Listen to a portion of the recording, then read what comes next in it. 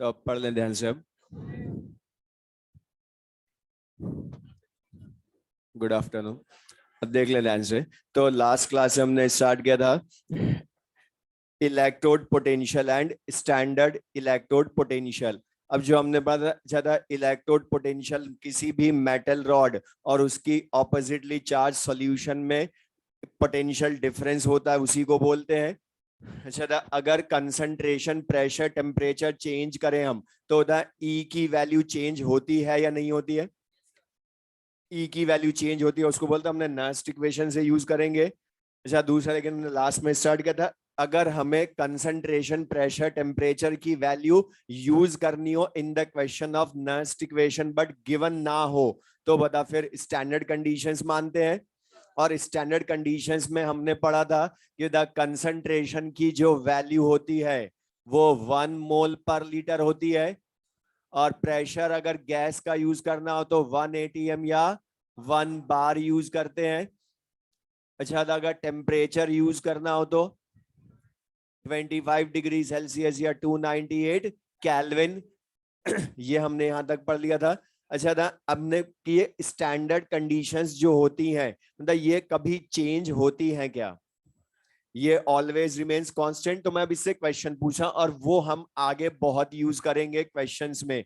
तो बता, अगर मैं तुमसे पूछूं ध्यान से मुझे बताना, अगर सपोज ये कोई रिएक्शन है, m gives m plus n electron, इसका E नॉट x वोल्ट है। अब उसकी कुछ भी न्यूमेरिकल वैल्यू हो सकती है, x वोल्ट है, ध्यान से बताना। अगर बताओ मैं कंसंट्रेशन प्रेशर टेम्परेचर चेंज करूं इसके लिए तो बता इसका E नॉट बढ़ेगा, कम होगा या सेम रहेगा? Very good, same. क्यों रहेगा? सिंपल सा रीजन, बिकॉज बता अगर तुमने कंसंट्रेशन प्रेशर टेम्परेचर चेंज कर दिए तो बता फिर उनको स्टैंडर्ड बोलोगे क्या? अगर मैं स्टैंडर्ड ई नॉट लाऊंगा तो वापस बता इन्हीं कंसंट्रेशन प्रेशर टेम्परेचर में लाऊंगा ना, और जब मैं इन्हीं में लाऊंगा तो बता ई नॉट की वैल्यू चेंज होगी या सेम रहेगी? तभी तो बता कभी भी किसी एलिमेंट का ई नॉट, और बता हमने दो टाइप के पढ़े थे, ये एसओपी एंड एसआरपी, कभी चेंज होते हैं या always remains constant? Always remains constant. दूसरा, अगर मैं तुमसे पूछूं, अभी हम लिखवा दूंगा मैं। अच्छा था, अगर मैं बोलूं इनके कॉफिशिएंट को डबल कर दूं, कॉफिशिएंट भी डबल कर दूं इस बैलेंस्ड इक्वेशन का, तो मुझे बताएं क्या ई नॉट की वैल्यू बढ़ेगी, कम होगी या फिर भी सेम रहेगी? Very good. क्यों? क्योंकि बता अगर तुमने कॉफिशिएंट बदल दिया तो बता ये 2 मोल पर लीटर के लिए हो गया ना, जबकि होना कितने के लिए चाहिए? 1 के लिए ही होना चाहिए। तो बता ई नॉट की वैल्यू बैलेंस्ड इक्वेशन के स्टाइकियोमेट्रिक कोफिशिएंट्स पर डिपेंड करती है क्या? तो लिख ले नोट जो मैं लिखवा रहा हूं। E naught of an element, E naught of an element, E naught of an element always remains constant, always remains constant, and always remains constant, and it does not depend upon, and it does not depend upon stoichiometric coefficients, stoichiometric coefficients of the balanced equation, of the balanced equation, of the balanced equation। अब मैं इसी में एक और तुमसे पूछूं, जो हमने लास्ट क्लास में रिप्रेजेंटेशन पढ़ा था ऑक्सीडेशन पोटेंशियल रिडक्शन पोटेंशियल का, उस पर बेस्ड। अच्छा था, अगर मैं तुमसे लिखूं फिर वही m की हमने रिएक्शन लिखी, बोर्ड पर लिख लें। First equation m gives m plus n electron. अच्छा बता इस रिएक्शन के ई नॉट को एसओपी बोलेंगे या एसआरपी? Very good. क्यों? क्योंकि हमने बोला था कि अगर ऑक्सीडेशन इक्वेशन लिखकर इलेक्ट्रोड पोटेंशियल बोलता है तो उसको ऑक्सीडेशन पोटेंशियल बोलते हैं, और अंडर स्टैंडर्ड कंडीशंस उसी को स्टैंडर्ड ऑक्सीडेशन पोटेंशियल बोल देते हो। अच्छा था, इसी सेम रिएक्शन को, सेम इलेक्ट्रोड के रिएक्शन को रिवर्स करके लिख दूं तो पहले तो बता ये एसओपी बोलूं या एसआरपी? ओके बता, अब रिडक्शन इक्वेशन के लिए बोल रहा हूं ना, तो रिडक्शन इक्वेशन के लिए तो ये क्या हो जाएगा, एसआरपी। अच्छा बता, जो इसका एसओपी है बता उसी सेम, लेकिन मतलब रिवर्स तो सेम रिएक्शन को ही कर रहे हैं ना हम, तो बता इसका एसआरपी क्या होगा, प्लस या माइनस? लेकिन बता न्यूमेरिकल वैल्यू डिफरेंट होगी या सेम? ओनली क्या डिफरेंट होगा, साइन डिफरेंट होगा ना। अगर बता वो प्लस का है तो ये माइनस का हो जाएगा, या वो माइनस का है तो ये प्लस का हो जाएगा। तो बता हम यहां से ये कंक्लूजन बोल दें, for a same electrode SOP is equals to minus SRP बोल सकते हैं। लेकिन बता डिफरेंट इलेक्ट्रोड के लिए या सेम इलेक्ट्रोड के लिए, या इसी का उल्टा भी बोल सकते हैं, लिख लें S R P equals to minus SOP लिख सकते हैं। तो बता, अगर मैं तुमसे लिखते लिखते बता दो, मैं बोलूं, वो भी लिख लेना, फर्स्ट नोट सेकंड दोनों लिख लें। तो बता, अगर मैं बोलूं कि लिथियम का एस आर पी -3.05 वोल्ट है, तो बता उसका एसओपी प्लस 3.05 वोल्ट। या दूसरा अगर मैं बोलूं फ्लोरीन का एसआरपी +2.87 वोल्ट है, तो बता एसओपी -2.87 वोल्ट। मतलब बताओ क्या हो गया, किसी सेम एलिमेंट के हम एसओपी एंड एसआरपी दोनों में से कुछ भी दे सकते हैं। क्योंकि बता एसओपी दिया होगा तो उसको एसआरपी में भी बदल सकते हो, या एसआरपी गिवन होगा तो एसओपी में भी चेंज कर सकते हैं हम।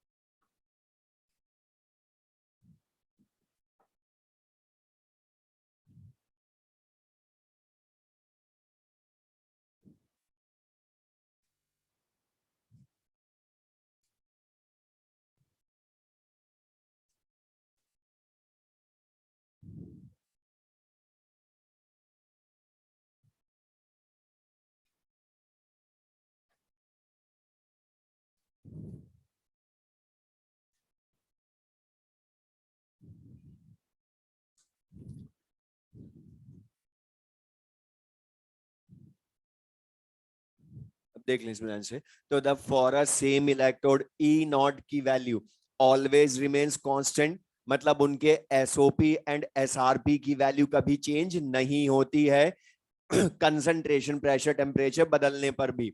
लेकिन सेम रिएक्शन को रिवर्स कर दे तो न्यूमेरिकल वैल्यू सेम रहती है बट साइन बदल सकता है। अब ये जो हमने लिखा कंक्लूजन, ये हमने क्यों बताया? अच्छा बता, मैं तुमसे पूछूं, किसी भी गैल्वेनिक सेल में जिंक का एनोड ही बने ये जरूरी है क्या?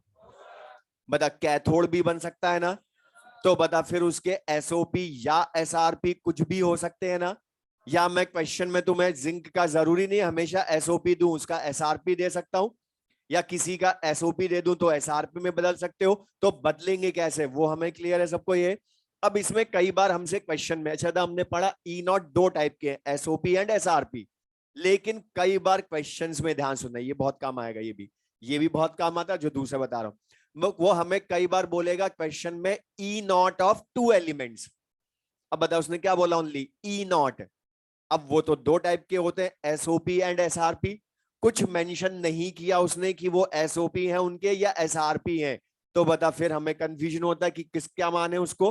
तो आईयूपीएसी एजम्पशन, हम उसको क्या मान लेते हैं, एसआरपी, जब तक कि वो खुद ना लिख दे एसओपी है, या इस तरह से ना लिख दे ऑक्सीडेशन इक्वेशन लिखकर। अगर बता ऑक्सीडेशन इक्वेशन लिखा तो तुमने बता दिया ना कि एसओपी है, लेकिन ना लिखे, ना ही खुद बोले एसओपी, तो फिर उसको मानेंगे एसआरपी। तो लिख लें थर्ड नोट, थर्ड नोट लिख लें, if nothing is mentioned about, if nothing is mentioned about standard electrode potential, if nothing is mentioned about standard electrode potential, standard electrode potential in the question, in the question, in the question, then according to IUPAC, then according to IUPAC, then according to IUPAC, it is taken as, it is taken as SRP. It is taken as SRP. It is taken as SRP. तो बताइए clear सबको ये? अब मुझेदा हमने बोला था कि जब 2 इलेक्ट्रोड्स होते हैं, ये हम पढ़ चुके, इसको बनाने की जरूरत नहीं दोबारा। मतलब यहाँ पर हमने बोला था कि जब कोई भी गैल्वेनिक सेल होता है तो बता एनोड पर पोटेंशियल डेवलप होता है और उसकी वजह से बता एनोड नेगेटिवली चार्ज्ड होता है, उसका सॉल्यूशन पॉजिटिवली चार्ज्ड होता है, जबकि कैथोड पर रिडक्शन की वजह से कैथोड पॉजिटिवली चार्ज, उसका सॉल्यूशन नेगेटिवली चार्ज्ड होता है और इनका जो पोटेंशियल होता है उन्हीं का डिफरेंस बता ईएमएफ सेल होता है ना। तो मुझे एक चीज बता रहे, मैं जो पूछ रहा हूं ये बहुत काम आना नस्ट इक्वेशन के न्यूमेरिकल में। पता जो हमने अभी तक दोनों टर्म पढ़ी, electrode potential E and standard electrode potential E not, बता ये कंप्लीट सेल के लिए है या हाफ सेल के लिए? उनके नाम में ही इलेक्ट्रोड है, मतलब वो हाफ सेल के हैं, लेकिन मतलब इन दोनों एनोड कैथोड का जो पोटेंशियल डिफरेंस होता है वो हाफ सेल या कंप्लीट सेल का, और उसको इलेक्ट्रोड पोटेंशियल बोलते हैं या ईएमएफ ऑफ सेल बोलते हैं? तो लिख लें next topic, EMF of cell, EMF of cell. और इसको रिप्रेजेंट भी देखो अपने क्या लिखा था, ओनली ई लिखते हैं या ई सेल लिखते हैं साथ में? तो सेल लिखने का मतलब ही कि कंप्लीट सेल का है, तो लिख लें ईएमएफ ऑफ सेल। लिखे the potential difference of, the potential difference of 2 electrodes, the potential difference of 2 electrodes is called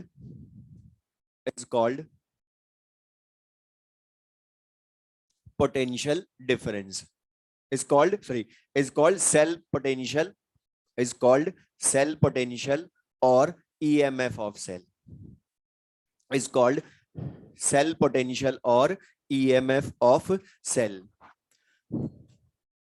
अच्छा अभी हमने पढ़ा, जो लास्ट क्लास में पढ़ा उसी को बोल रहा हूं, बोर्ड पर लिख लें। मतलब जो ये इलेक्ट्रोड पोटेंशियल होता है ई, जिंक का और कॉपर का जो इलेक्ट्रोड पोटेंशियल ई होता है, मतलब ये कंसंट्रेशन, प्रेशर, टेम्परेचर पर डिपेंड करता है ना।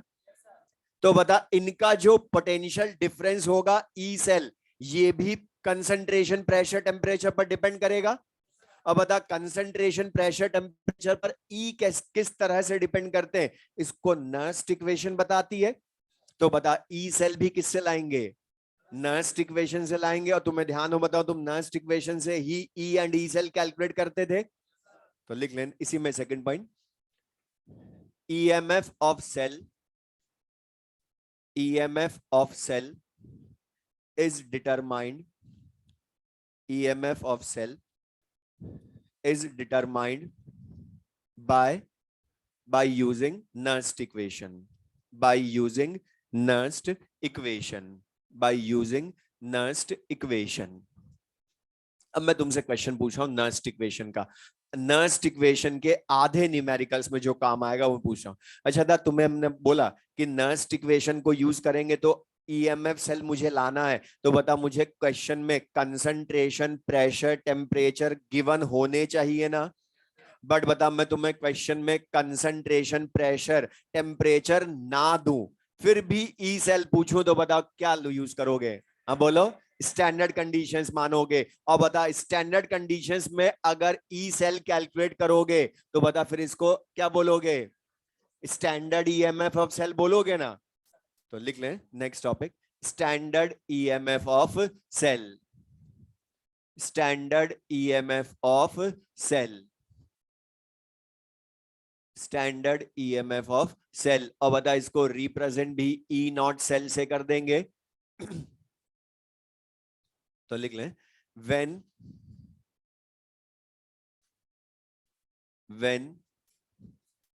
EMF of cell,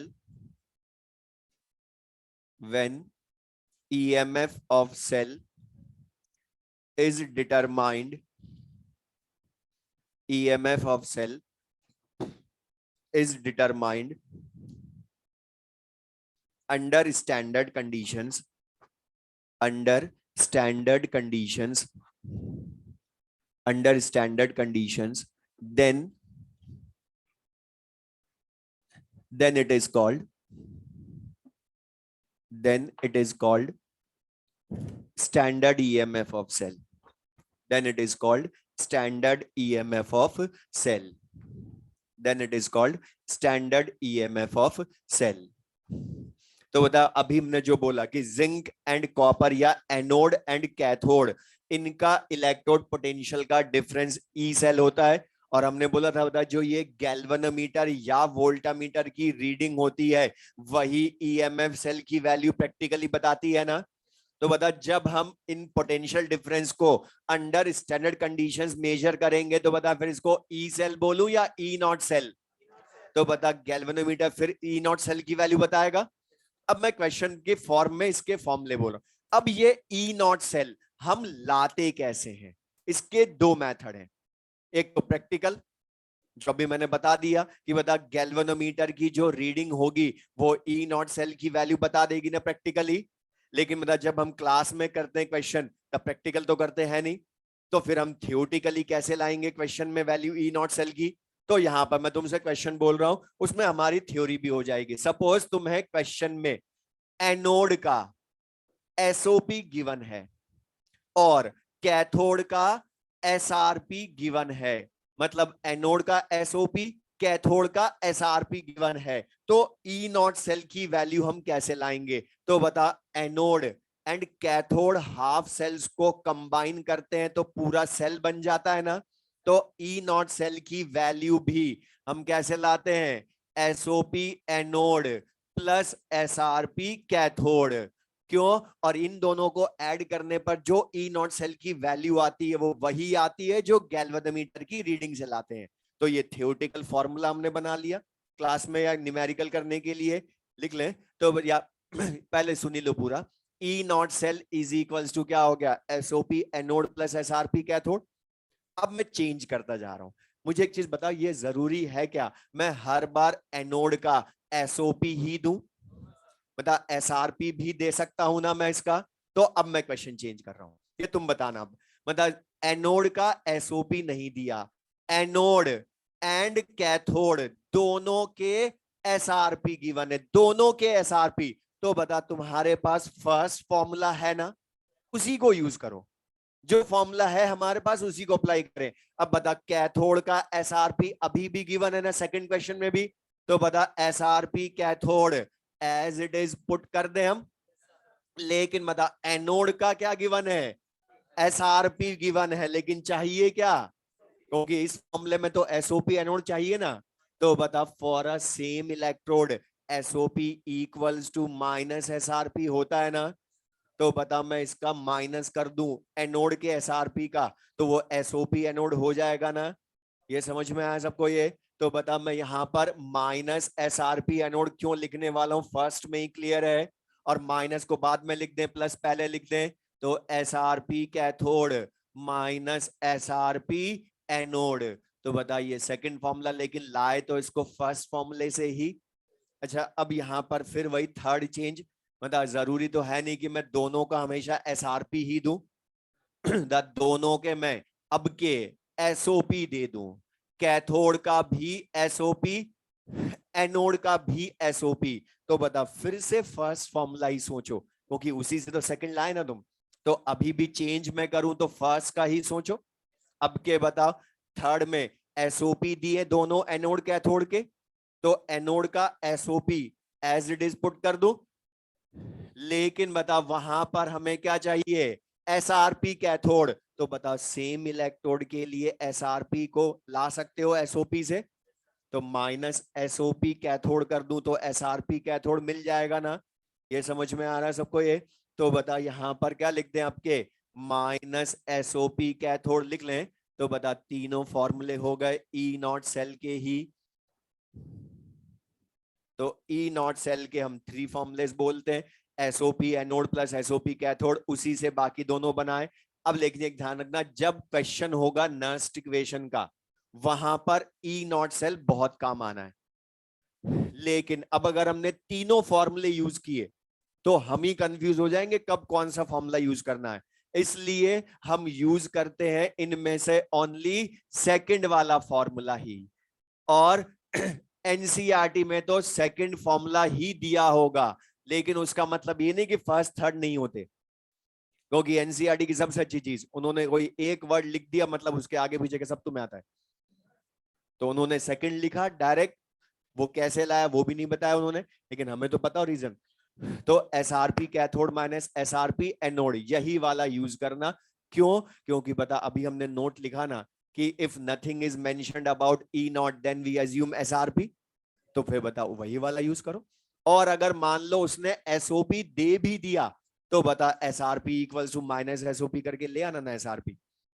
तो हमें 3 फॉर्मूले यूज करने की जरूरत भी नहीं पड़ेगी, एक ही करेंगे हमेशा। तो ये ध्यान रखना, जब भी ई नॉट सेल पूछे तो SRP cathode minus SRP anode से ही लाओगे, लेकिन याद तीनों होने चाहिए।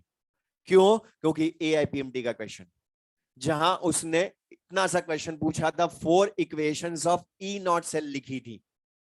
इसी तरह से एसआरपी एसओपी की टर्म में फर्स्ट सेकंड थर्ड तो यही थी, फोर्थ कुछ और लिखी थी, और पूछा था which of the following is incorrect equation of E not cell, तो आंसर फोर्थ था। अरे फर्स्ट सेकंड थर्ड तो यही थी, तो करेक्ट थी ना, ये तो फोर्थ आंसर था। तो बताइए क्लियर सबको ये। तो बता ई नॉट सेल को यूज कर सकते हैं। हेलो, क्वेश्चन लिखें, फाइंड, क्वेश्चन लिख लें, फाइंड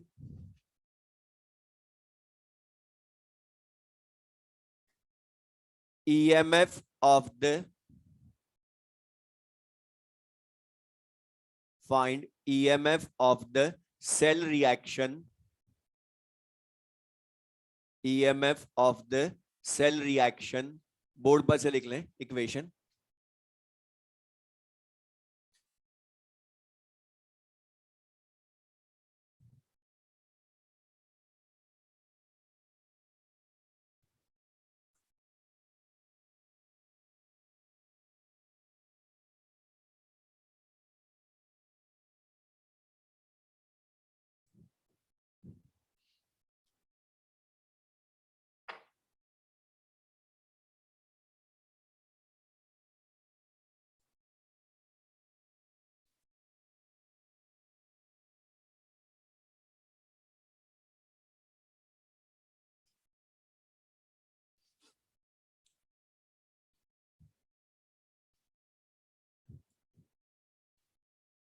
अब इसमें सुन लो,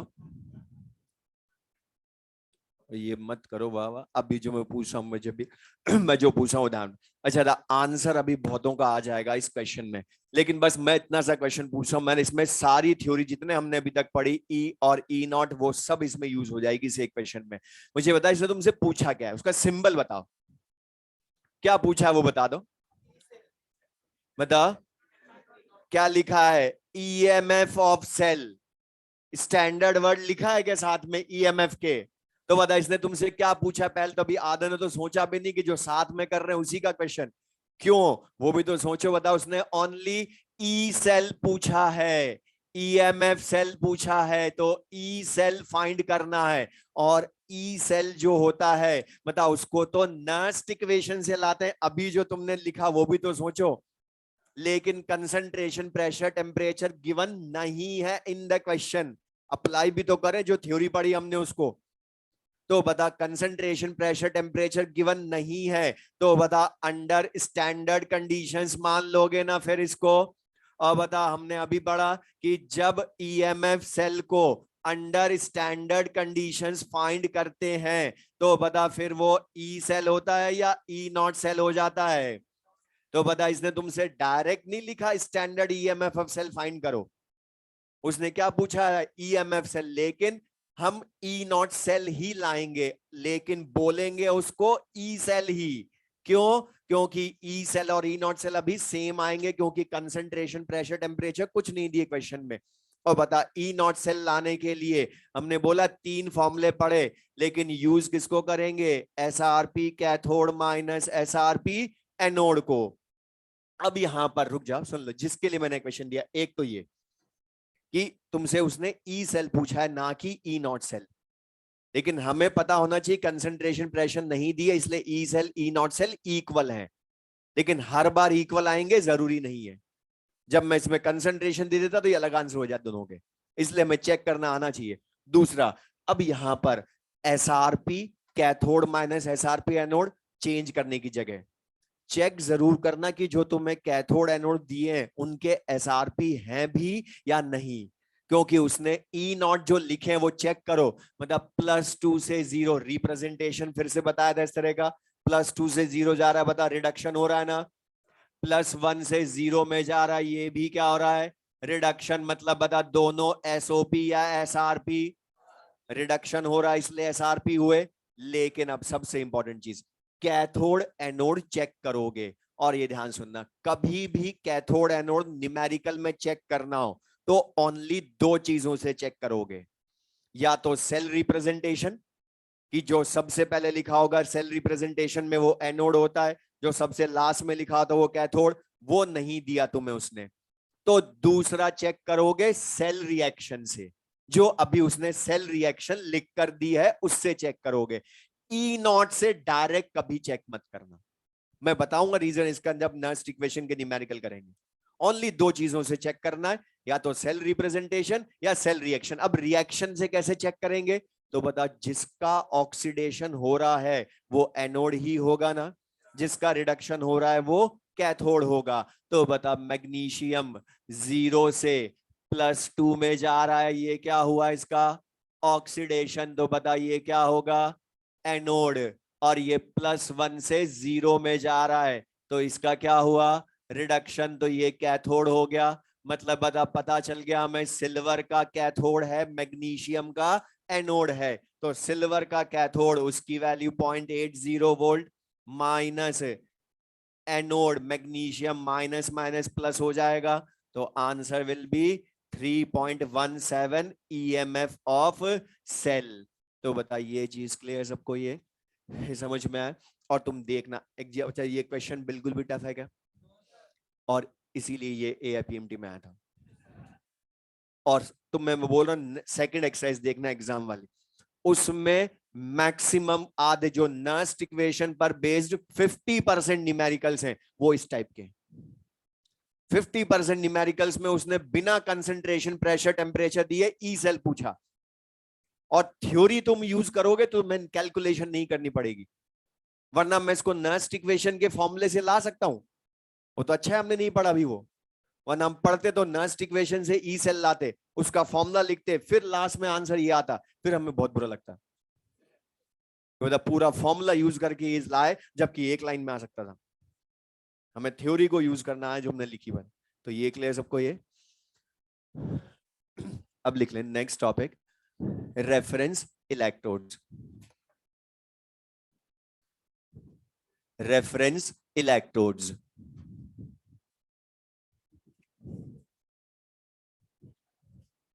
अब ये समझना ध्यान से, रेफरेंस इलेक्ट्रोड्स ये जो टॉपिक हम पढ़ने वाले हैं इसका यूज क्या है, मीनिंग क्या है, ये हम पढ़ क्यों रहे, देख लें ध्यान से। अच्छा था, ये जो हमने डिफरेंट एलिमेंट्स के, और एक चीज बोला, किसी को डाउट है मुझसे पूछ लो, बगल वाले से मत पूछना, वो रॉन्ग बताएगा। देख लें ध्यान से। तो यहां पर ई नॉट की वैल्यूज अभी हमने जो लिखी, अब ये टॉपिक हम पढ़ने के वाले, इनका मीनिंग क्या वो ध्यान सुनो। बता, ये जो अभी हमने मैग्नीशियम का ई नॉट लिखा वो माइनस में लिखा ना, सिल्वर का प्लस में लिखा, तो इस सिल्वर का प्लस में आया, मैग्नीशियम का माइनस में आया, या ये वैल्यू लाए कैसे हम? ई नॉट की वैल्यू हमने फाइंड प्रैक्टिकली कैसे की डिफरेंट एलिमेंट्स के? या मैं दूसरा क्वेश्चन तुमसे पूछूं, ध्यान से मुझे दाना, मतलब अगर मैं बोलूं only zinc in ZnSO4 solution है, अकेला जिंक इन ZnSO4 है बस, तो बता इसका एनोड है, कैथोड है अभी ये, या कुछ भी नहीं है? कुछ भी नहीं है। अच्छा बता, जब ये कुछ है ही नहीं, ना ये एनोड की तरह बिहेव करेगा अकेला इलेक्ट्रोड, ना कैथोड की तरह बिहेव करेगा, तो बता इसका ऑक्सीडेशन रिडक्शन कुछ भी होगा क्या? मतलब बता इसका ई मैं ला सकता हूं क्या अभी? नहीं ला सकता। मतलब सिंगल इलेक्ट्रोड का we can not find E not, अकेले इलेक्ट्रोड का हम कुछ नहीं ला सकते। लेकिन मैं अगर तुमसे बोलूं इसको हमने कॉपर के साथ कनेक्ट कर दिया, तो बताओ फिर इनमें ऑक्सीडेशन रिडक्शन होगा ना, तो potential difference E not cell develop हो जाएगा। तो यहां पर ध्यान सुनना, किसी भी एलिमेंट के ई नॉट हम प्रैक्टिकली फाइंड करते हैं with the help of reference electrodes. ये ई नॉट लाते हम कैसे? With the help of reference electrodes. और अपनी नॉलेज के लिए बता रहा हूं कैसे फाइंड करते हैं।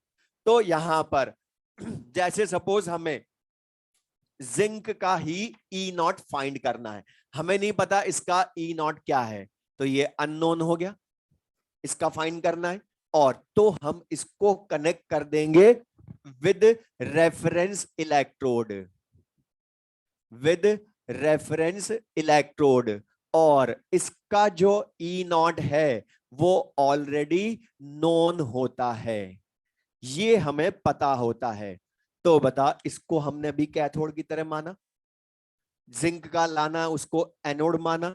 अब बता इसका ई नॉट ऑलरेडी नोन है, जिंक का लाना है, तो बता यहां पर मैं इनका सेल बनाऊंगा तो एनोड पर ऑक्सीडेशन होगा, कैथोड पर रिडक्शन होगा, तो electron flows from anode to cathode होगा ना, और डायरेक्शन में करंट फ्लो होगी, उसके लिए ई नॉट सेल रेस्पॉन्सिबल होगा। बोलो। तो बता ई नॉट सेल की वैल्यू गैल्वेनोमीटर की रीडिंग से मिल जाएगी ना हमें, तो बता हमें ई नॉट सेल की वैल्यू मिल गई ना यहां पर गैल्वेनोमीटर की रीडिंग से। अच्छा कैथोड रेफरेंस इलेक्ट्रोड का भी ई नॉट ऑलरेडी नोन है, तो बता जिसका अननोन है वो आ जाएगा ना। तो डिफरेंट एलिमेंट्स के ई नॉट हम किन की हेल्प से लाते हैं? Reference electrode. और बता ये एग्जैक्ट है या उनके रेफरेंस में है? उस इलेक्ट्रोड के रेफरेंस में है, इसलिए नाम भी इनका क्या बोला? Reference electrodes. तो बताइए क्लियर है? अब मुझे लेकिन एक चीज बताना, ये जरूरी है क्या कि जो रेफरेंस इलेक्ट्रोड है वो हर बार कैथोड ही बने? मतलब वो तो डिपेंड करेगा ना कि जिसका ई नॉट लाना है उससे वो रेफरेंस इलेक्ट्रोड मोर रिएक्टिव हुआ तो उसका एनोड बन जाएगा, लेकिन अगर रेफरेंस इलेक्ट्रोड लेस रिएक्टिव हुआ तो कैथोड बन जाएगा। तो बता जो रेफरेंस इलेक्ट्रोड होते हैं can be used as anode और कैथोड। लिख लें रेफरेंस इलेक्ट्रोड्स में, a reference electrode, a reference electrode in bracket E naught already known, ये पूरा ब्रैकेट में लिखना, a reference electrode in bracket E naught already known after bracket, bracket के बाद में लिख लें can be used as, can be used as, can be used as anode और cathode, can be used as anode और cathode, can be used as anode और cathode. Next point लिखें reference electrodes,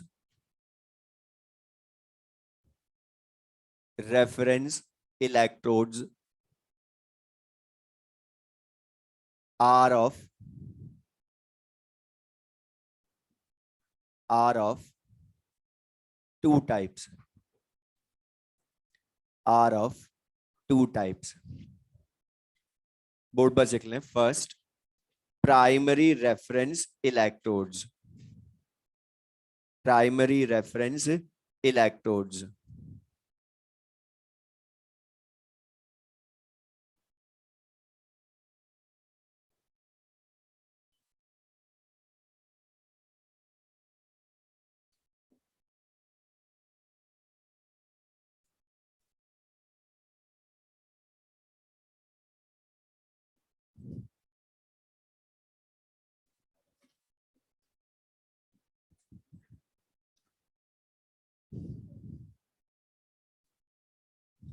देख लें इसमें ध्यान से। अच्छा, ये इसका एग्जांपल लिख लें, standard hydrogen electrode. Primary reference electrode का जो एग्जांपल हमारे सिलेबस में वो है स्टैंडर्ड हाइड्रोजन इलेक्ट्रोड। अच्छा था, ये जो इलेक्ट्रोड है, अभी तक हमने जितनी भी थ्योरी पढ़ी गैल्वेनिक सेल की था, उसमें हमने हमेशा इलेक्ट्रोड जो लिए वो मेटल के इलेक्ट्रोड ही लिए ना। तो ये ध्यान रखना, गैल्वेनिक सेल्स में मोस्टली इलेक्ट्रोड्स मेटल के यूज होते हैं, बट मैं ये नहीं बोल सकता कि ऑलवेज मेटल के होते हैं। क्योंकि बता यहां पर अब किसका इलेक्ट्रोड है, हाइड्रोजन इलेक्ट्रोड। और बता हाइड्रोजन मेटल या नॉन मेटल? दूसरा गैस भी होती है ना, जबकि बता जिंक तो क्या थी, सॉलिड। तो यहां पर आप ध्यान सुना, इसका प्रिपरेशन कैसे करते हैं ये समझना, ये न्यूमेरिकल में भी काम आएगा हमारे। और हाइड्रोजन वाले इलेक्ट्रोड के क्वेश्चन लास्ट 10 इयर्स में कंपटीशंस में बहुत आए, ये उनको बहुत अच्छे लगते हैं। अब हाइड्रोजन या किसी भी गैस का इलेक्ट्रोड सेम एक ही तरह से बनाते हैं। अब जैसे मैं हाइड्रोजन का बता रहा हूं, वैसे क्लोरीन गैस हो तो क्लोरीन गैस कर देना हाइड्रोजन की जगह। अब जैसे मैं बोलूं, अच्छा था, कोई भी इलेक्ट्रोड गैल्वेनिक सेल में हमने क्या बोला है कि each electrode must be placed in the solution of its ions.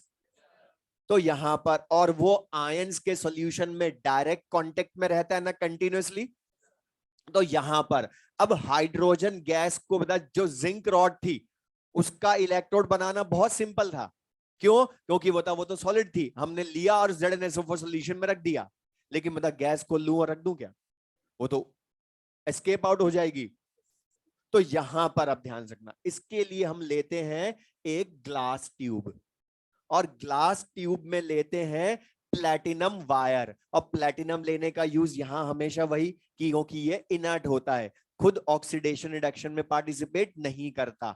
और प्लेटिनम वायर के एंड में प्लेटिनम स्ट्रिप होती है कोटेड विद प्लेटिनम ब्लैक।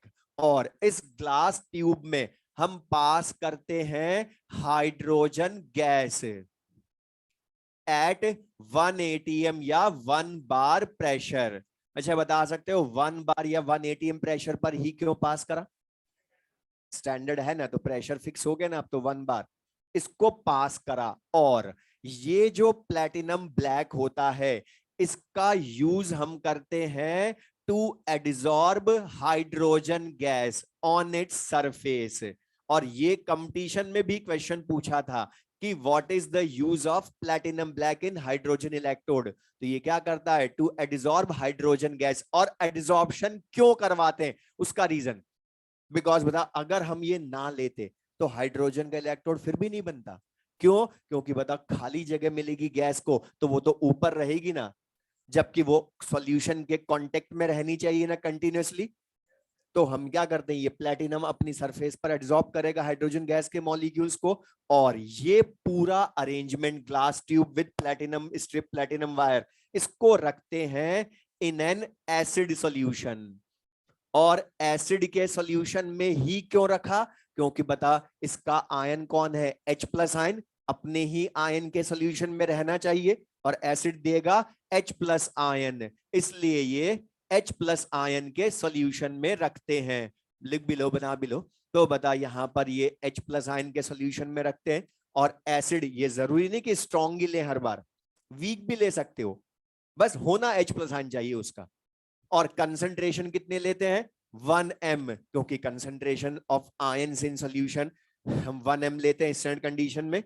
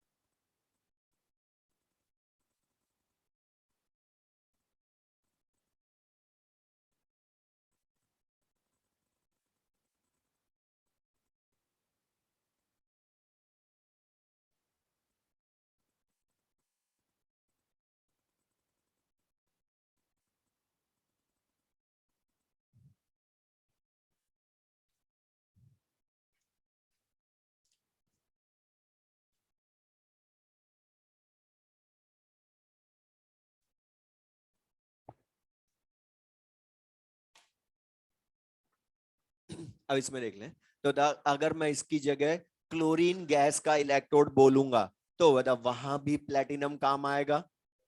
या मैं जनरल एक चीज बोलूं, ये मैं लिखवा भी दूंगा भी, किसी भी गैस का इलेक्ट्रोड हो तो प्लेटिनम हमेशा एड्सॉर्प्शन में काम आएगा, बिना प्लेटिनम के उसका इलेक्ट्रोड नहीं बन सकता।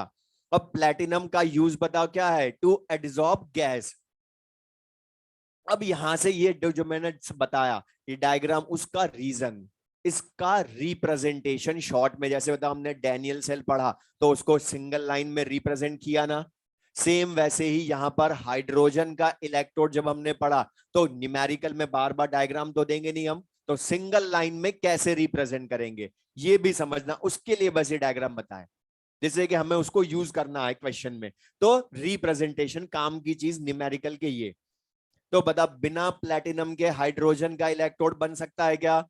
और प्लेटिनम का यूज क्या है, हाइड्रोजन गैस को अपनी सरफेस पर एडिजॉर्ब करना। तो ध्यान से देख लो, इसमें रिप्रेजेंटेशन बोर्ड पर देख ले, प्लेटिनम, अब यहां थोड़ा सा लगे कॉमा लिखा है, हाइड्रोजन गैस, तो ये कॉमा क्या शो कर रहा है कि hydrogen gas is adsorbed on platinum surface, hydrogen gas is adsorbed on platinum. और फिर ये प्लेटिनम किसके कांटेक्ट में है, H plus ion in aqueous solution के, तो बता H plus ion in aqueous solution. और बता ये जो H2 गैस है और H प्लस आयन है तो सेम स्पीशीज हाइड्रोजन ही ना, लेकिन बता इनकी फिजिकल स्टेट सेम है क्या, एक्वस तो लिक्विड है, गैस है, तो बता इनके लिए सिंगल वर्टिकल लाइन शो करेंगे ना, तो बता यही क्या हो गया शॉर्ट में, हाइड्रोजन गैस का रिप्रेजेंटेशन। लिख लो, हाइड्रोजन गैस का रिप्रेजेंटेशन। अब ये अच्छा, हमने एक चीज लिखी अभी कि जो भी रेफरेंस इलेक्ट्रोड होता है वो एज एनोड या कैथोड बिहेव कर सकता है ना। दूसरा, उसका ई नॉट ऑलरेडी नोन होता है, तो ये ध्यान रखना नर्स्ट इक्वेशन के किसी भी न्यूमेरिकल में तुम्हें हाइड्रोजन इलेक्ट्रोड का ई नॉट कभी भी नहीं देगा, ये हमें याद रखना, और याद भी बहुत सारों को बता कितना होता है, 0 वोल्ट होता है ना, तो लिख लें ऐसी रिप्रेजेंटेशन के बाद लिख लें,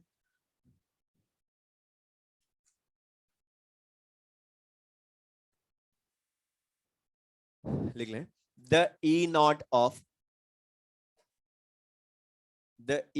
of she standard hydrogen electrode,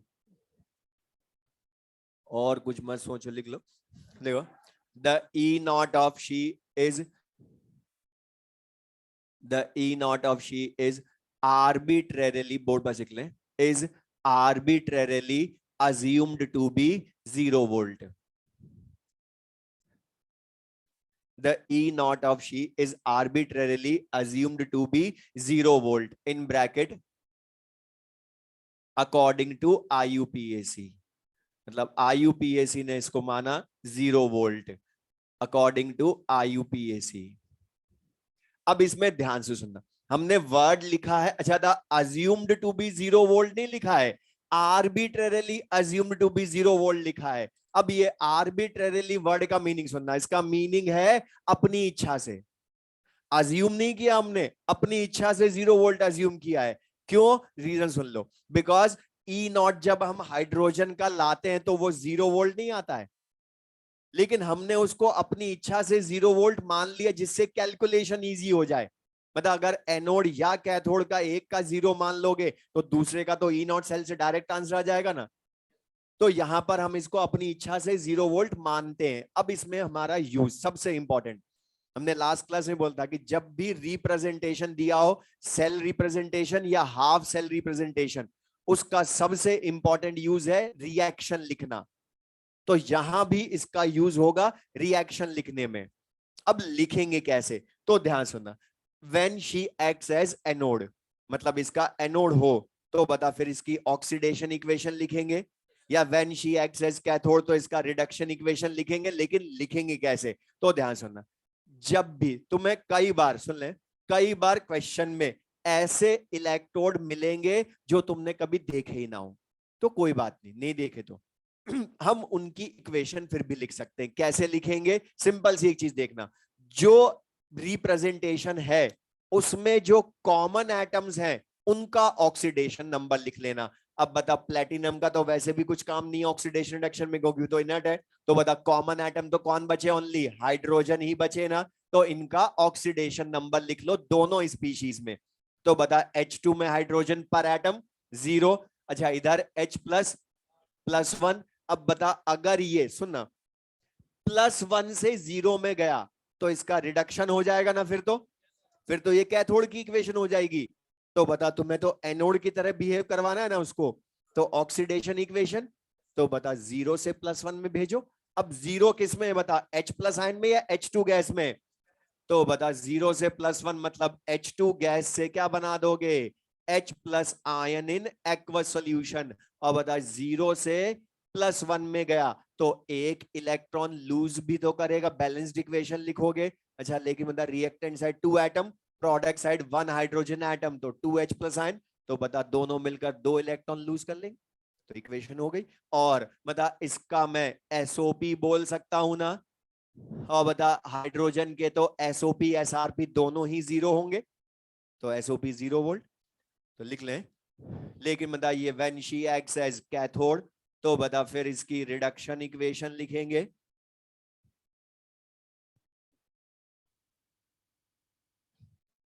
और रिडक्शन लिखोगे तो इसी रिएक्शन को रिवर्स करके लिख दो, या +1 से 0 में कन्वर्जन करवा दो।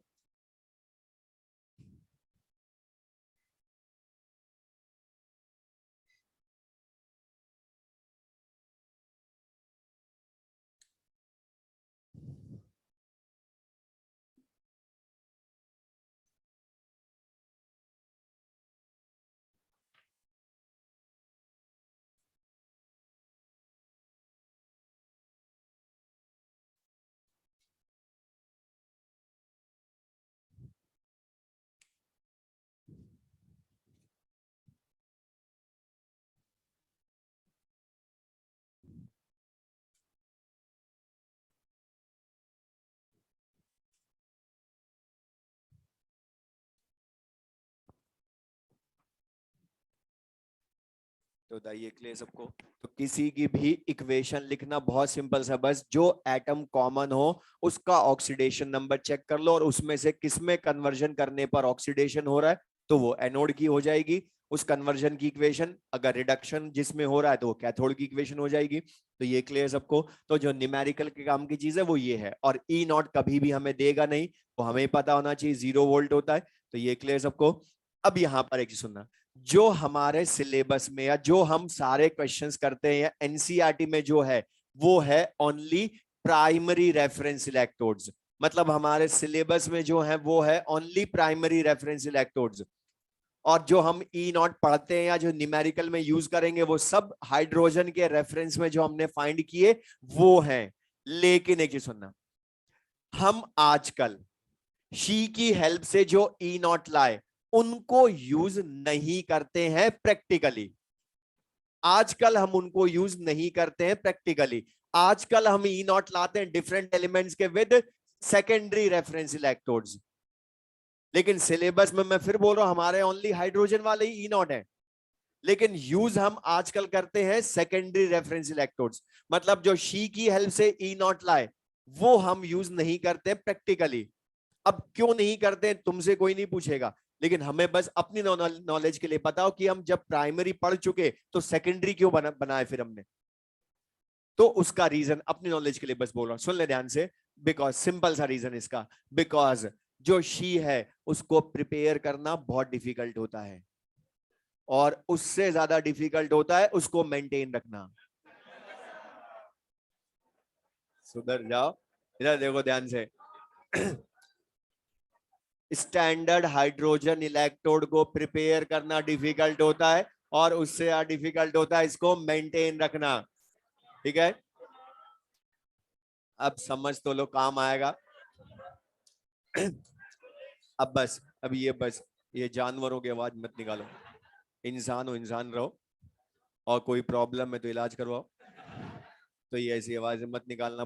तो देख लो ध्यान से, अब यहाँ पर रीजन इसका क्यों हमने बोला शी को प्रिपेयर करना डिफिकल्ट है, बिकॉज बता, एक तो ये गैस का इलेक्ट्रोड है। सॉलिड का होता तो लिया हमने सॉल्यूशन में रख देते उसको, लेकिन गैस के लिए इतना सारा अरेंजमेंट करना पड़ा ना हमें। तो ये डिफिकल्ट है, लेकिन प्रिपेयर करने से डिफिकल्ट है, मेंटेन रखना क्यों? बिकॉज यहां जो ये हाइड्रोजन गैस होती है, ध्यान से, इसको हमें चाहिए होती है ड्राई फॉर्म में, लेकिन प्रैक्टिकल जब हम करते हैं तो वो एटमॉस्फेयर का मॉइस्चर एब्जॉर्ब करके ये मॉइस्ट हो जाती है और प्रेशर 1 बार से कम हो जाता है। मतलब बता, थ्रू आउट द एक्सपेरिमेंट ये प्रेशर 1 ATM या 1 बार नहीं रह पाता, लेकिन मान लो किसी तरह से इसको मेंटेन कर भी ले, तो जब ये 1 बार प्रेशर पर हम हाइड्रोजन गैस पास करते हैं तो ये एक बार में सारी हाइड्रोजन गैस एब्जॉर्ब नहीं करता, कुछ एब्जॉर्ब करेगा, लेकिन कुछ गैस सॉल्यूशन में जाएगी और सॉल्यूशन में वो बबलिंग करती है, और बबलिंग करती है तो कुछ H+ आयन एस्केप आउट हो जाते हैं, और एस्केप आउट हो गए तो बता कंसंट्रेशन भी 1m नहीं रह पाएगी। इसलिए हमने बोला इसको मेंटेन करना डिफिकल्ट है, क्योंकि ये प्रेशर 1 बार रखना बहुत डिफिकल्ट है, दूसरा ये मेंटेन रखना 1m बहुत डिफिकल्ट है। इसलिए हम आजकल क्या यूज करते हैं? Secondary reference electrode. तो ये चीज क्लियर सबको। लेकिन मैं फिर बोल रहा हूं, हमारे सिलेबस में ओनली कौन से हैं? Primary reference electrode. शी की हेल्प से जो E0 लाए वही है, लेकिन हमें इनके लिए भी पता हो, क्योंकि इसका क्वेश्चन भी AIPMT में आया था और थ्योरेटिकल आया था, बिल्कुल सिंपल सा। पहले क्वेश्चन ही बोलता हूं, उसने 4 इलेक्ट्रोड्स के नेम लिखे थे और पूछा था which of the following electrode can be used as secondary reference electrode. तो हमें इनके एग्जांपल याद हो फिर तो लिख लें। सेकेंडरी रेफरेंस इलेक्ट्रोड लिख लें। First example silver chloride electrode. Silver chloride electrode, और इसका रिप्रेजेंटेशन भी याद रखना। सिल्वर क्लोराइड इलेक्ट्रोड का रिप्रेजेंटेशन लिख लें बोर्ड पर से।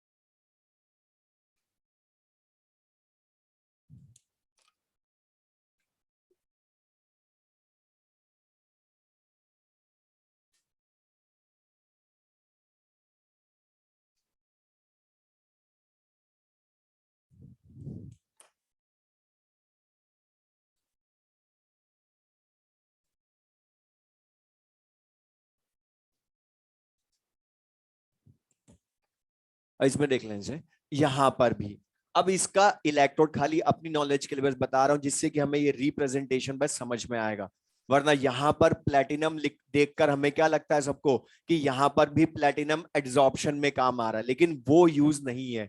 क्यों? क्योंकि प्लेटिनम एड्सॉर्प्शन मेनली हम किसके लेते हैं? गैसेस के लिए। और बताइए तो सॉलिड है ना। लेकिन यहां प्लेटिनम का काम क्या, या इसका रफ डायग्राम बता रहा हूं, एग्जैक्ट डायग्राम नहीं है इस इलेक्ट्रोड का जो मैं बता रहा हूं। इसमें सिल्वर मेटल लेते हैं, उसके सेकंड लेयर लेते हैं सिल्वर क्लोराइड की, और ये ध्यान सुनना, अब इसको देखकर लगता है कि जो ये थर्ड है, ये जो रेड वाला हमने शो करा सोल्यूशन, ये KCl का एक्वस सोल्यूशन है। अब हमें इसको देखकर क्या लगता है कि AgCl के ही कांटेक्ट में है KCl, लेकिन मैंने बोला ये रफ डायग्राम है।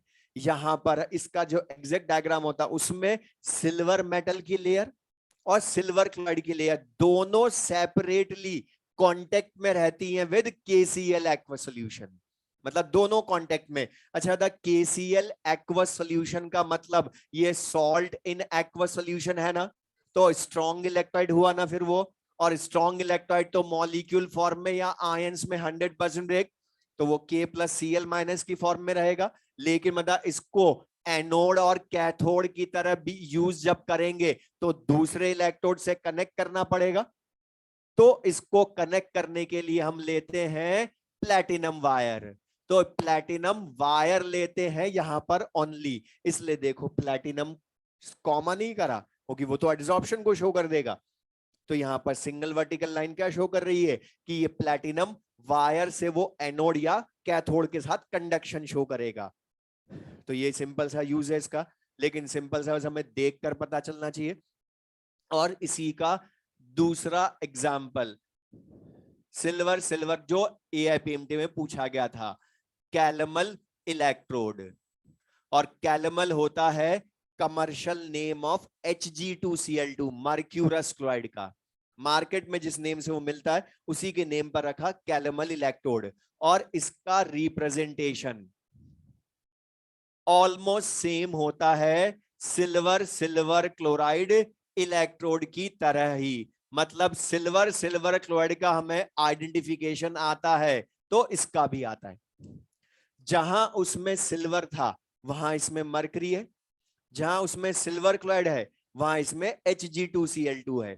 तो बताइए कैलमल इलेक्ट्रोड को याद रखने के लिए मैं इसका name mercury mercurous chloride electrode भी बोल सकता हूं ना। और इसका रफ डायग्राम बोलूंगा तो सिल्वर की जगह मरकरी मेटल की लेयर होगी, AgCl की जगह Hg2Cl2 की लेयर, और दोनों कांटेक्ट में होंगे KCl के एक्वा सॉल्यूशन। और इनका ई नॉट हमने बोला रेफरेंस इलेक्ट्रोड, इनका ई नॉट फिक्स्ड होता है, वो हमें खुद क्वेश्चन में देगा, हमें याद नहीं करना। अब लेकिन इनका फिर वही एनोड की तरह बिहेव करेगा तो इसकी ऑक्सीडेशन इक्वेशन लिखेंगे, कैथोड की तरह बिहेव करेगा तो रिडक्शन इक्वेशन लिखेंगे। अब लिखेंगे कैसे?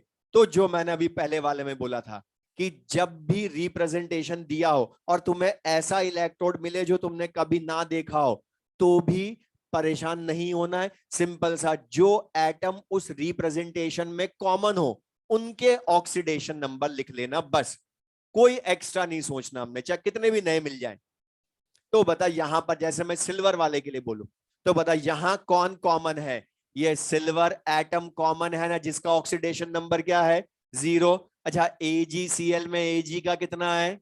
+1। Cl का कितना है? -1। अच्छा Cl का क्यों लिखा? क्योंकि बता इधर KCl में वो Cl कॉमन है ना, तो बता दो एटम कॉमन हो तो दोनों का लिखना। ऐसे हाइड्रोजन वाले में तो H2 गैस H+ आयन अकेला ही कॉमन था, तो यहां दो दो कॉमन तो दोनों को लिखो। अब बता यहां से तुम्हें पता चल गया। फिर अगर ये एनोड की तरह बिहेव करेगा तो इसकी ऑक्सीडेशन की इक्वेशन लिखोगे। अच्छा बता Cl- का ऑक्सीडेशन नंबर बदल रहा है या सेम? किसका चेंज हो रहा है? सिल्वर 0 से +1 में जा रहा है। तो बता अगर मैं एनोड की तरह बिहेव करवाऊं तो Ag से AgCl बनवा देना, लेकिन कैथोड की तरह बिहेव करे तो रिडक्शन AgCl से Ag बनवा देना। तो सिंपल सा, हमें याद नहीं है लेकिन लिख सकते हैं हम सारी। तो बताइए क्लियर सबको ये? तो ये हमने बोला सेकेंडरी रेफरेंस इलेक्ट्रोड, जिनकी हेल्प से हम आजकल प्रैक्टिकली ई नॉट लाते हैं। लेकिन फिर बोल रहा हूं हमारे सिलेबस में जो है वो प्राइमरी रेफरेंस इलेक्ट्रोड मतलब शी की हेल्प से जो ई नॉट लाए वही है। तो बताइए क्लियर है? अच्छा कैलमल इलेक्ट्रोड की भी लिख सकते हो ना इसी तरह से। यहां पर भी देखोगे तो बता मरकरी 0 ऑक्सीडेशन नंबर में है। अच्छा Hg2Cl2 में क्लोरीन की -1, क्लोरीन की -1 कॉमन, इसका फिर चेंज नहीं हुआ। चेंज किसकी हो रही है? अच्छा था ये मर्क्यूरिक है, मर्क्यूरस है, Hg2 है। तो बता +2 होता है दोनों एटम, लेकिन बता ऑक्सीडेशन नंबर तो पर एटम लिखते हो ना, तो बता Hg से Hg2Cl2 बना देना, तो एनोड की ऑक्सीडेशन इक्वेशन हो जाएगी। Hg2Cl2 से Hg बना दोगे तो रिडक्शन इक्वेशन ऑफ कैथोड हो जाएगी। तो जैसे इसकी इक्वेशन लिखना वैसे यहां पे लिखना। अच्छा मुझे एक चीज बता रहे, ई नॉट मतलब एसओपी या एसआरपी कभी किसी एलिमेंट के चेंज होते हैं या ऑलवेज रिमेन्स कांस्टेंट? आज ही पढ़ा हमने, तभी तो बता तुम्हें ध्यान हो।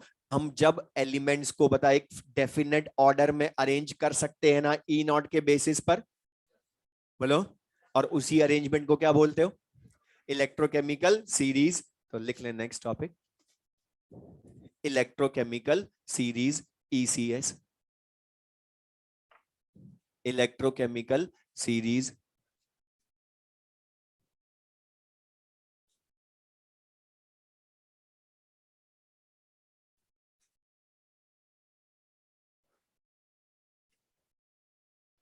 ECS, electrochemical series ECS।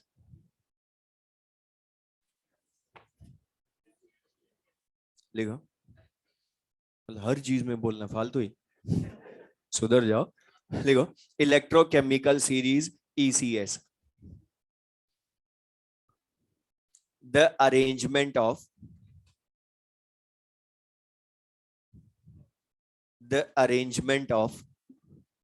elements,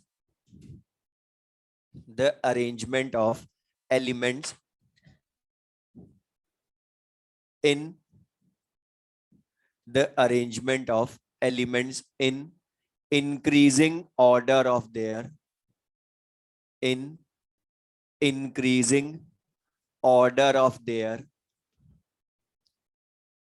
SRP, in increasing order of their SRP, or decreasing order of their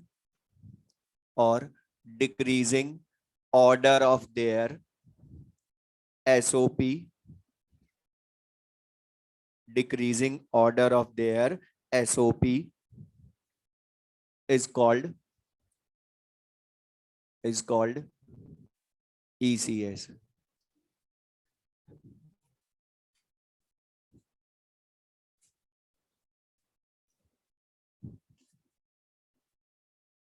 इसमें देख लें इसे, तो इलेक्ट भी मैं जब बोलूं तब लिखना, इसमें सुनने पहले मैं जो बोल रहा हूं, द इलेक्ट्रोकेमिकल सीरीज हमने क्या लिखा, the arrangement of elements in increasing order of their SRP और decreasing order of their SOP।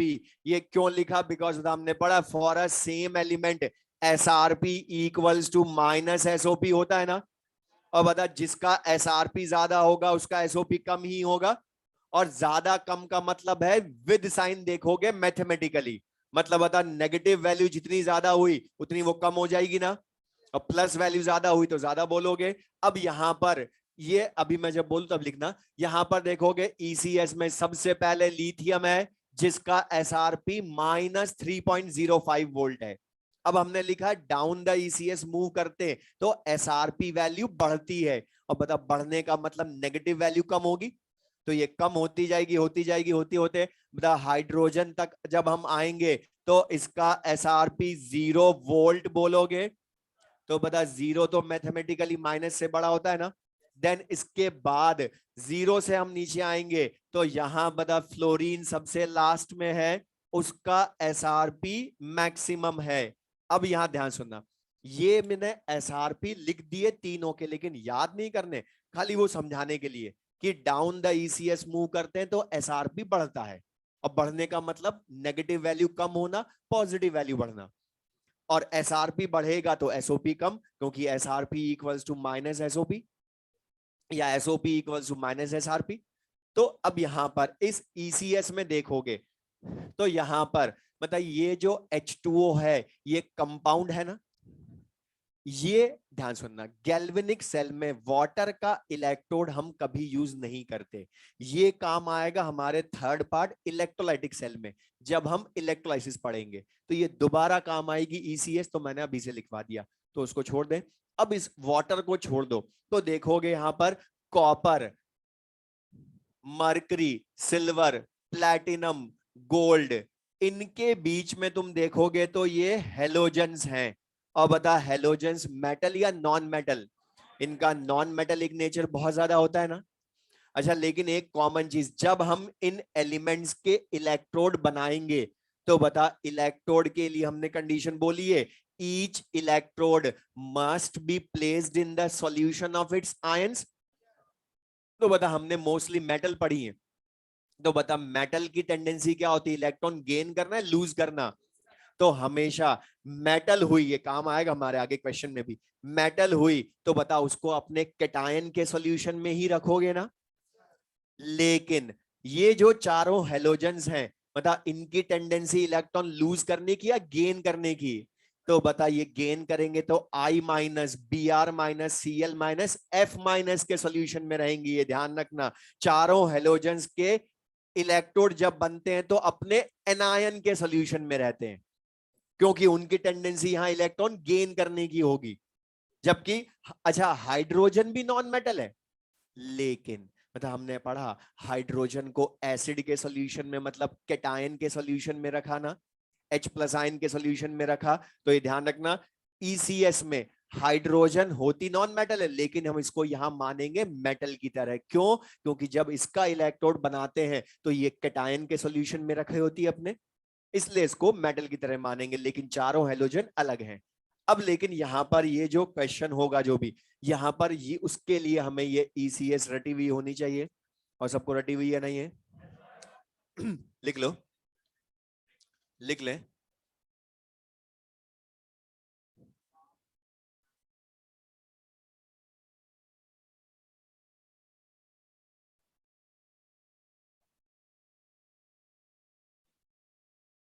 लिख लो।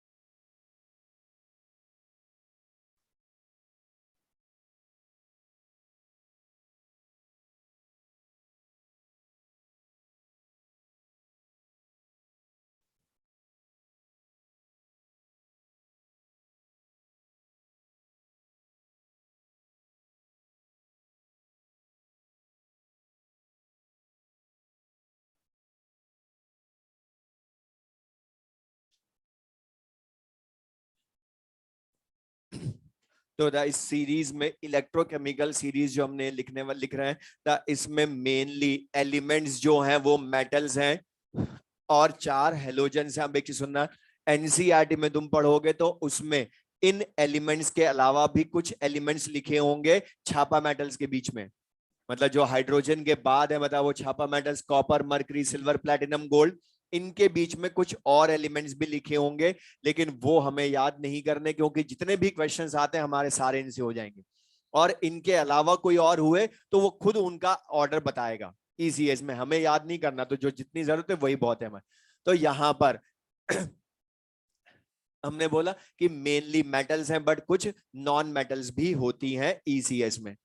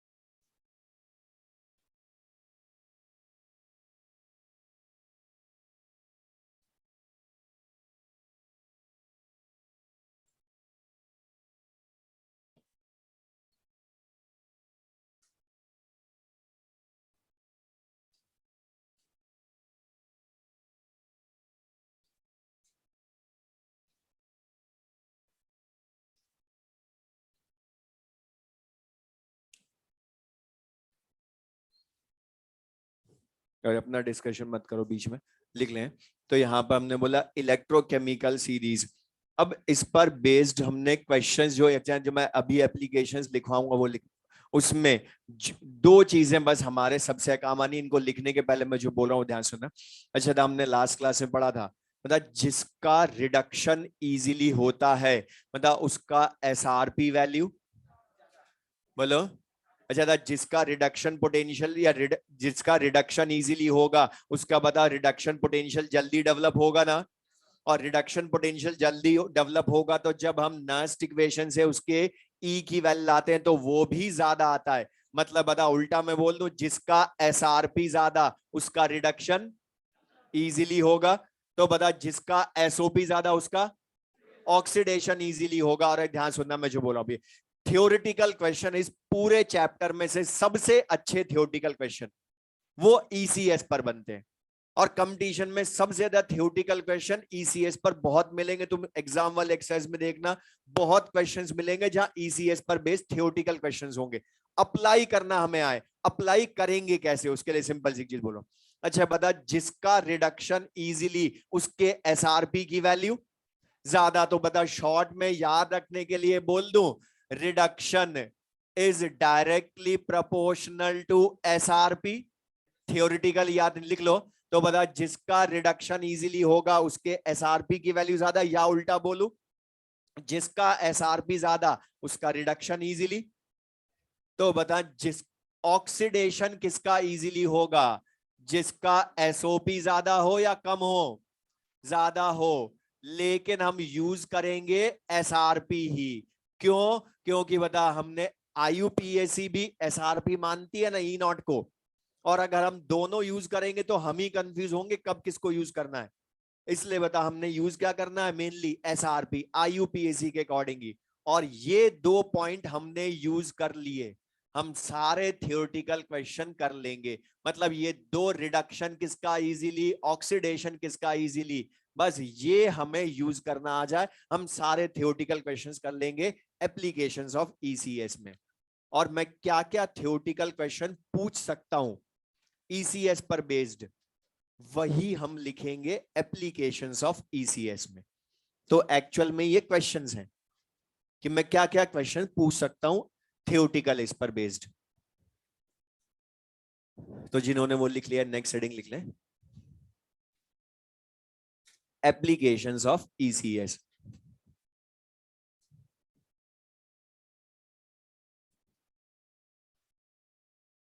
Applications of ECS.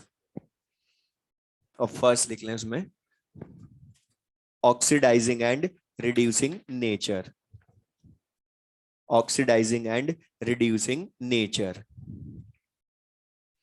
Oxidising and reducing nature. अब मैं इसका क्वेश्चन पहले बोल रहा हूं, सुन ले क्वेश्चन। वो तो मैं क्वेश्चन में 4 एलिमेंट्स लिख कर देगा। अब पूछेगा इन चारों में से कौन से एलिमेंट की रिड्यूसिंग नेचर सबसे ज्यादा है या ऑक्सीडाइजिंग पावर सबसे ज्यादा है। तो पहले तो हमें पता हो कि मैं क्या क्या लैंग्वेज बदल सकता हूं। तो ध्यान सुनना, ऑक्सीडाइजिंग नेचर में बोलूं, या ऑक्सीडाइजिंग पावर बोलूं, या ऑक्सीडाइजिंग स्ट्रेंथ बोलूं, या सिंपली ऑक्सीडाइजिंग एजेंट बोलूं, चारों का मीनिंग सेम। चारों का मीनिंग सेम लिख ले। ऑक्सीडाइजिंग नेचर बोले, ऑक्सीडाइजिंग पावर बोले, ऑक्सीडाइजिंग स्ट्रेंथ बोलूं, तो हमें चेक करना है ओनली ऑक्सीडाइजिंग एजेंट का मीनिंग। और बता ऑक्सीडाइजिंग एजेंट कौन होता है, जो दूसरे का ऑक्सीडेशन खुद का रिडक्शन करे। लेकिन हमें चेक करना है ओनली खुद का क्या करता है। क्यों? क्योंकि बता ये एसआरपी इनके खुद के हैं ना सबके। तो सिंपल सी चीज बोल रहा हूं, जब भी इसको यूज करो, oxidising power, oxidising nature, oxidising strength, हमें चेक करना है ऑक्सीडाइजिंग एजेंट। और बता ऑक्सीडाइजिंग एजेंट दूसरे का ऑक्सीडेशन करता है उससे मतलब नहीं, हमें खुद का क्या करता है। तो बता सेल्फ ऑक्सीडेशन या सेल्फ रिडक्शन। तो बता जिसका रिडक्शन सबसे इजीली होगा उसी वही सबसे स्ट्रॉन्गेस्ट ऑक्सीडाइजिंग एजेंट होगा ना। अब बता रिडक्शन सबसे इजीली किसका, मैंने बोलता ओनली हर चीज में ये काम आएंगे, कुछ एक्स्ट्रा नहीं सोचना हमें, जो क्वेश्चन का मीनिंग है उससे ये लाओगे बस। बता किसका रिडक्शन इजीली, जिसका एसआरपी सबसे ज्यादा होगा। तो बता जिसका एसआरपी सबसे ज्यादा उसका रिडक्शन सबसे इजीली, और वो स्ट्रॉन्गेस्ट ऑक्सीडाइजिंग एजेंट। तो मुझे बताओ इलेक्ट्रोकेमिकल सीरीज में डाउन द ईसीएस आते हैं तो एसआरपी वैल्यू, तो बता strongest oxidising agent in ECS fluorine, क्योंकि उसी का एसआरपी मैक्सिमम है ना। और एक चीज सुनना ध्यान से, अभी ये क्लियर रखना होगी, तुमने पीरियोडिक टेबल पढ़ ली इसलिए मैं बोल रहा हूं। एक तो ये ध्यान रखोगे ये इलेक्ट्रोकेमिकल सीरीज है, पीरियोडिक टेबल नहीं। वरना कुछ स्टूडेंट तो ये सोचते हैं लिथियम के बाद ये बेरियम आ गया, फिर सोडियम मैग्नीशियम बाद में कैसे हो गए। दूसरा, ये सारा हम पढ़ रहे हैं एक्वस सॉल्यूशन में, जबकि पीरियोडिक टेबल तुम गैसियस स्टेट में पढ़ते हो, क्योंकि कुछ आंसर पीरियोडिक टेबल में जो तुमने पढ़े वो यहां कॉमन आएंगे। अब बता, वहां भी तुम स्ट्रॉन्गेस्ट ऑक्सीडाइजिंग एजेंट फ्लोरीन ही पढ़ते हो, लेकिन वहां रीजन एसआरपी नहीं पढ़ा था। तो इसलिए मैं बोल रहा हूं ये अलग है, एक्वस सॉल्यूशन में है, जबकि वो गैसेस स्टेट में पढ़ते हो। तो ये लिख लिया। तो बता ऑक्सीडाइजिंग एजेंट पूछे, ऑक्सीडाइजिंग नेचर, ऑक्सीडाइजिंग सेकंड में लिख लें इसी के साथ। तो बता रिड्यूसिंग नेचर पूछूं, रिड्यूसिंग पावर पूछूं, रिड्यूसिंग स्ट्रेंथ बोलूं, मतलब हमें क्या चेक करना है, रिड्यूसिंग एजेंट ओनली। और बता रिड्यूसिंग एजेंट दूसरे का रिडक्शन करता है, लेकिन हमारा तो काम का क्या है, खुद का क्या करता है। तो बता सेल्फ रिडक्शन या सेल्फ ऑक्सीडेशन। तो बता ऑक्सीडेशन सबसे इजीली किसका होगा, जिसका एसआरपी कम हो। और बता जिसका एसआरपी सबसे कम होगा उसका ऑक्सीडेशन सबसे इजीली, तो स्ट्रॉन्गेस्ट रिड्यूसिंग एजेंट भी वही हो जाएगा। बोलो।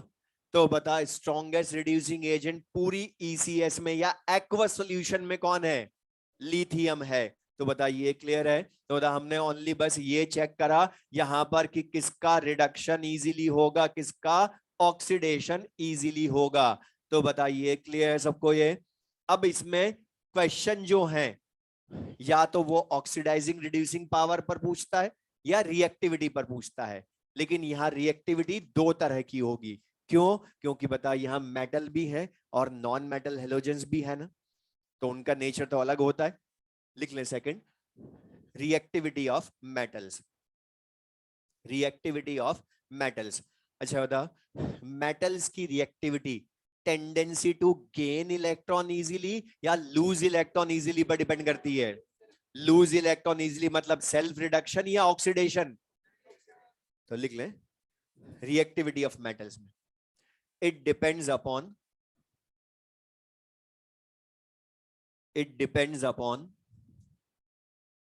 tendency to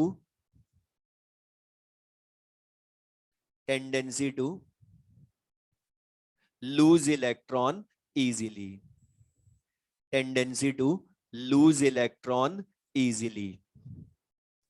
बोर्ड बस देख लें, मतलब बता रिएक्टिविटी ऑफ मेटल भी किस पर डिपेंड करेगी, खुद का क्या करता है वही चेक करना हर चीज में हमने। तो सेल्फ ऑक्सीडेशन। तो बता जिसका एसआरपी मिनिमम होगा, बता उसकी रिएक्टिविटी मेटल की मैक्सिमम होगी ना। तो बता डाउन द ईसीएस आओगे तो बता on moving down the ECS SRP value बढ़ती है तो रिएक्टिविटी ऑफ मेटल्स कम होती है। तो बता मैं ये बोल दूं पहले वाली मेटल बाद वाले के रेस्पेक्ट में मोर रिएक्टिव होती है। और बता हम कुछ स्टूडेंट को कंफ्यूजन था कि कौन मोर रिएक्टिव होती है गैल्वेनिक सेल में, कौन लेस रिएक्टिव, तो पता नहीं चलता। तो बता आप एग्जैक्टली बता सकते हो। अच्छा हमने जिंक एंड कॉपर में से जिंक को मोर रिएक्टिव बोला ना, चेक करो। द जिंक पहले आता है, कॉपर छापा मेटल बाद में आती है। तो बता पहले वाली मेटल बाद वाली से मोर रिएक्टिव, क्योंकि एसआरपी बढ़ता है तो रिएक्टिविटी कम। इसमें लिख लेना इसी सेकंड पॉइंट में बस, on moving down the ECS, on moving down the ECS, reactivity of metals decreases, reactivity of metals decreases। तो बता पूरी इलेक्ट्रोकेमिकल सीरीज में मोस्ट रिएक्टिव मेटल कौन सी है, लिथियम। मतलब एक्वस सॉल्यूशन में मोस्ट रिएक्टिव मेटल लिथियम है, जबकि बता पीरियोडिक टेबल में नहीं है ये, वहां से इजी वो गैसेस स्टेट, और वहां रीजन भी तुम आयनाइजेशन एनर्जी बोलते हो, यहाँ एसआरपी है। तो ये क्लियर सबको ये, ठीक है। बाकी फिर हम इसमें नेक्स्ट क्लास में पढ़ेंगे।